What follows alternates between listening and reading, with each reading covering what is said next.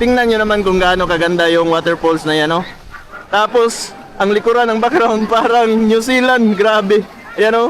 Parang chocolate yung kulay sa bukid. Hindi po yan edited, wala pong filter ito. Original po talaga ito, walang halong filter or saturation. Ganito talaga ka crystal blue, ka crystal clear ang tubig dito. Yung kulay sa kabundukan, ganyan talaga yung kulay. Grabe, right? So hindi na po kailangan ng hike ito, no, kasi nasa gilid lang po talaga ito mismo ng highway. At actually, yung mga sasakyan at motor mo pwede nyo mismong ipasok mismo sa paliguan na ito. Kita nyo naman mayroong napakaraming motor, mga tricycle ang pinasok talaga dito.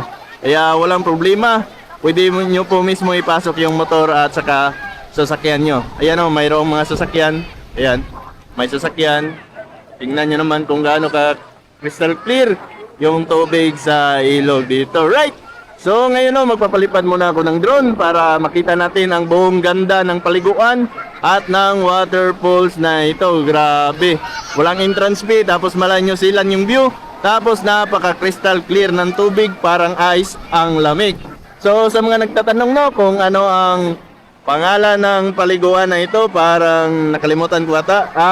Dupinga River po ito. I-Google Map niyo lamang po ang Dupinga River dito sa Nueva Ecija. Grabe, sobrang napakaraming. At ulit dito sa Nueva Ecija, no, sobrang napakaraming paliguan ng mga ilog na sobrang ganda, sobrang linis. Pero number one talaga, no, na marirecommend ko sa inyo, itong Dupinga River Mini Pools. Sobrang ganda talaga, walang entrance fee. Tapos tingnan nyo naman kung gaano kadami yung tao dito.